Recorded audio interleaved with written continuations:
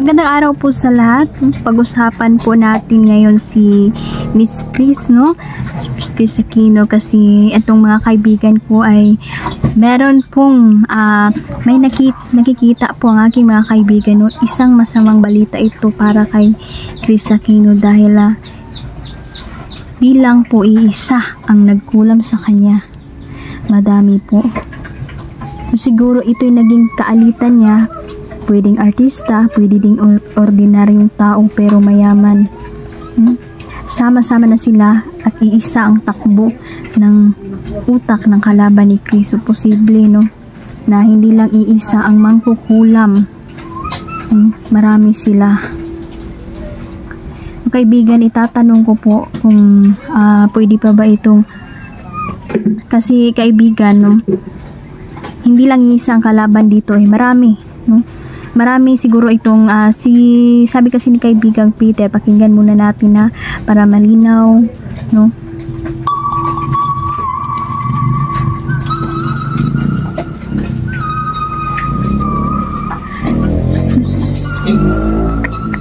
Kakalungkot naman, kaibigan, no? Ako po yung nalungkot sa mga balita na sinabi ng ating mga kaibigan, no?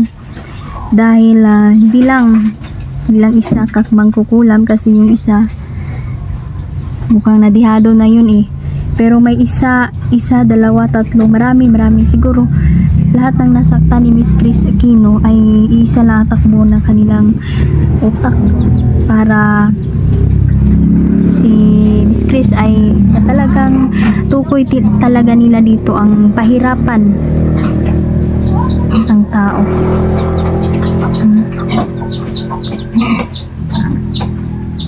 Tungkol sa karamdaman niya,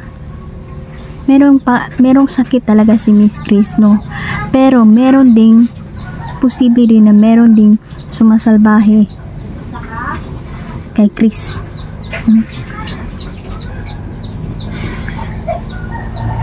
Meron talaga siya, sabi ni kaibigan Peter, meron talaga siyang sakit, no? Totoo yan, may sakit talaga siya na doktor lang ang makakagamot. Kaso meron ding umaatake sa kanya na masamang elemento, mga mangkukulam, ay hindi lang po iisa, kasi may nabasa ang ating mga kaibigan dito. Kaibigan, no, talagang di matukoy-tukoy ang sakit na ito dahil mga itiman ang gumagawa nito sa kanya. Gusto nilang pahirapan ng tao. Kawawa naman. Alam po ng kaibigan nating duwende na hirap na po si Miss Chris ngayon, at sana po ay tuluyan ang matapos ang itiman na itong nagpapahirap sa kanya ngayon. Hindi lang pala iisa yung mangkukulam. Yung isang mangkukulam, nabangga na ito na ating mga kaibigan kaya umalma na ito, no? Nag-relax na kasi alam na ng mangkukulam na merong kakaibang bumangga sa kanya, pero di niya matukoy kasi itong mga kaibigan nating duwende ang bumangga sa kanya. Kaso may nakita pa ang ating kaibigan, no, na hindi lang pala iisa, ang gumagawa. Marami sila ng mga nakaalitan niya, mga nakagalit. Kakalungkot naman, no? Pakinggan natin ang ating kaibigan kasi meron siyang importante din sasabihin, no? Opo. So, ayan, malinaw dito. Muna. Hindi, talaga, no? Talagang disidido ang mga gumawa sa kanya nito. Grabe. Walang mga awa. Hirap na nga yung tao. Kasi itong pangkukulam, gawain talaga ito, no, ng mga inggitera, at di nila kumpiyansahan kasi nakakamatay ito pag di nagamot ang pasyente. Wala namang mawawala kung maniniwala, pero di natin mapipilit sila kasi may mga kanya-kanya namang opinion. So ito, sinabi sa akin ni Peter.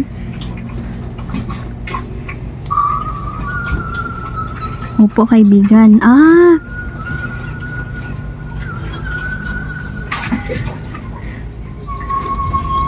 Salamat kaibigan, no? Sinabi ni Peter talaga, no? Kung ano talaga ang punot dulo.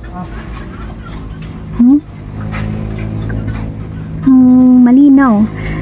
May nakabangga pala itong mayaman si Chris, no? Kaso po, may kaalaman ito sa mga ganitong pamamaraan na kulam. Kasi sa lugar daw nila na yung nakabangga ni Chris, ang daming mangbabarang doon eh. Kaya itong nakaalitan ni Chris ay matindi ang kaalaman ng taong nakaalitan niya. Hindi lang iisang tao, meron pa. Diyos, kawawa, pinagkakaisahan ito. Talaga siya. Pinagkakaisahan pala siya talaga, kaibigang Peter.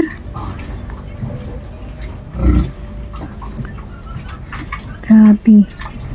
Walang mga awa ito. Hindi marunong magpatawad sa kapwa. Tao lang naman sila. Ayan, no?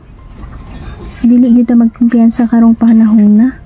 Lalong-lalo na hindi natin lubusang kilala yung tao.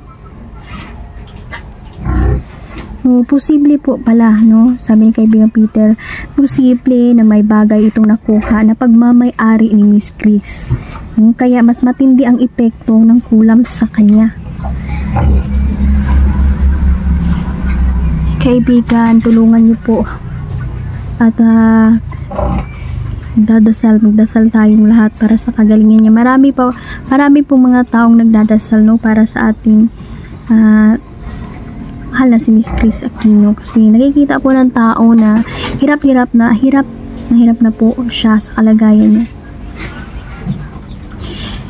So ayan, salamat kaibigan. Opo.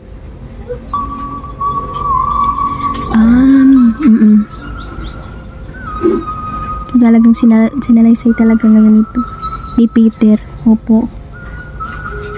Ayan. So sabi na kaibigan, itong si Chris talaga may pagka-strikta, no? Binasa ni Peter si Miss Chris, no? Kung ano ba talaga, bakit madami siyang kagalit, no? So ito talagang si Miss Chris daw may pagka-strikta, maldita ito, pero mabait naman daw ito, no? May mabait naman daw siyang ugali. Siguro ganito talaga lumaki kasi siyang may kaya sa buhay ba. Kaya di maiiwasan na magkaroon siya ng kagalit o alitan. Lalong-lalo na sa kanyang mga kaibigan o nasa paligid niya. Kaso nagkataon lang talaga na gusto siyang pahirapan ng mga naging kaaway niya. At matindi ito kasi itong taong ito na galit pa rin po sa kanya. At kahit pinapanood niya ito na nahihirapan dahil sa mga update nito sa social media, ay sa kalagayan niya ay nagawa pa rin niyang maging masaya. Salbahe ito salbahe. Sa kabila ng ginawa niya, siguro madami namang nasaktan si Miss Chris, pero sana naman hindi naman ganito. Matagal na itong naghihirap Kung iisipin natin, itong si Chris, matagal na po siyang nagpapagamot sa ibang bansa. Nakarating sa US upang doon gamutin, pero nananatiling may sakit pa rin. Kaya dito na tayo magtaka, may posible talaga na merong sumasalbahe sa kanya. Walang mawawala, hindi tayo maniniwala, pero ang Diyos lang talaga ang nakakaalam sa lahat. Mahingi ako ng tulong pa rin, no, sa ating mga kaibigan, dahil hindi basta-basta, no, mga banggiitan ito no. Manggiitan ito, di ko babanggitin yung lugar kasi tukoy ng mga kaibigan natin kung saang lugar ito babae at lalaki yung mga gustong magpapahirap kay Chris, no. So ayan, tutulungan natin ito kaibigang Peter, no. Hihingi ako ng tulong sa inyo kasi yung isang mangkukulam dihado na yun kasi nabangga na yun ni Peter. So ayan, tutulong tayo, magdasal tayo, wala pa rin makakatalo, no? Dahil ang Diyos lang talaga ang nakakaalam. Pero mag-pray tayo. Pray tayo at saka tutulong ating mga kaibigan, no? Salamat po. So ayan, nagpabot ng sabi po si Peter, mag-ingat po kayo, mahal na po namin kayo, maraming salamat po, at update tayo maya